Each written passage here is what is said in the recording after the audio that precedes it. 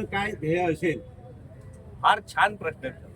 आमची कालच आमच्या प्रदेश अध्यक्षांच्या माध्यमातून पूर्ण दिवसभराची बैठक झाली. आम्हाला सगळ्या आमदारांना घेऊन जो काही बॅकलॉग राहिला असेल आणि कोकणामध्ये प्रामुख्याने रोजगार या विषयावर तरुण तुम्ही माझा व्हॉट्सअप किंवा चेक केला असेल. आता मिशन आहे पुढचे 5 वर्ष तरुणी या ठिकाणी थांबले पाहिजेत, राहिले पाहिजेत. जेवढा जास्तीत जास्त आता बघा आम्ही काय घोषणा होती आमची, पार्लमेंट से लेके पंचायत तक आम्हाला एका रेषेतलं सरकार द्या, आम्ही विकास करू, बरोबर ना. आता आमच्याकडे आता आमची वेळ सुरू झालेली आहे. आम्हाला केंद्रापासून राज्यापर्यंत पंचायत समितीपर्यंत झेडपी पर्यंत आमची त्यामुळे आता आमच्या योजना सुरू झाल्या. आता पुढच्या 5-10 वर्षामध्ये तुम्हाला जास्तीत जास्त रोजगार कोकणात उभा राहिलेला दिसेल.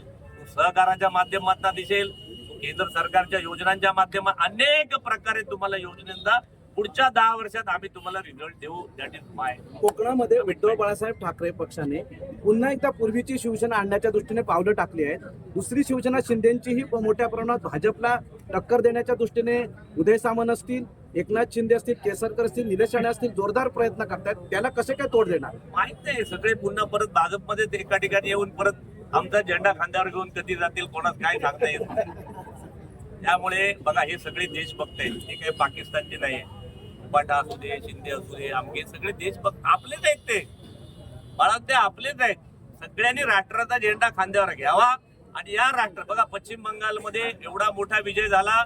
आज पश्चिम बंगाल मधल्या ज्या बांगलादेशाच्या सीमा होत्या त्या सगळ्या तिकडे कंट्रोल करायचं, बांधायचं काम सुरू झालं. जे ममता दिदी करायला देत नव्हती. आता जर तिथे बांगलादेशातली येणारी मंडळी थांबली तर ती अगदी सावंतवाडी पर्यंत पण येणार नाही, थांबतील. आता हे काम सीमांच्या रक्षणाचं काम आपला देश. आता मला सांगा कुठल्या पक्षाचा असा अजेंडा आहे की आपल्या सीमांचं रक्षण होऊच नाही असं म्हणणं आहे उभाटांचं, असं म्हणणं आहे कुठल्या आणखी कोणाचंच नाही. सगळे आम्ही एक देशाच्या विषयावर आम्ही सगळे एक आहोत. वयम पंचाधिकम शतम. आम्ही कौरव पांडव नाही बाळा, बरोबर आहे. आमचा जिथे देश अडचणीत आम्ही सगळे एक आहोत. आहेत की नाही बाळांनो? शाबाश. भारत माता की महिलांवर अत्याचार मोठ्या प्रमाणात होत आहेत महाराष्ट्रामध्ये. कोकणातल्या महिला सुद्धा सुरक्षित नाही आहेत. आमदार झाल्यानंतर कोकणातल्या महिलांना सुरक्षित ठेवण्यासाठी मला सरकारच मागणी आणि आता आमदार झालो म्हणून सुरक्षा. देवेंद्रजी फार छान काम करतायत आणि सगळ्यांच्या सुरक्षित.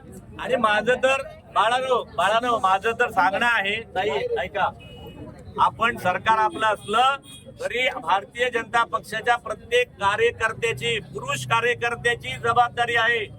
जसा छत्रपती शिवाजी महाराजांनी महिलांचा सन्मान करायला या देशाला शिकवलं, तसं माझ्या भारतीय जनता पक्षाच्या कार्यकर्त्याने आपल्या आजूबाजूला कुठल्याही महिलेवरती अत्याचार झाला तर त्याने पहिलं धावत तिथे जायचं आहे, अत्याचार होऊ द्यायचा नाही.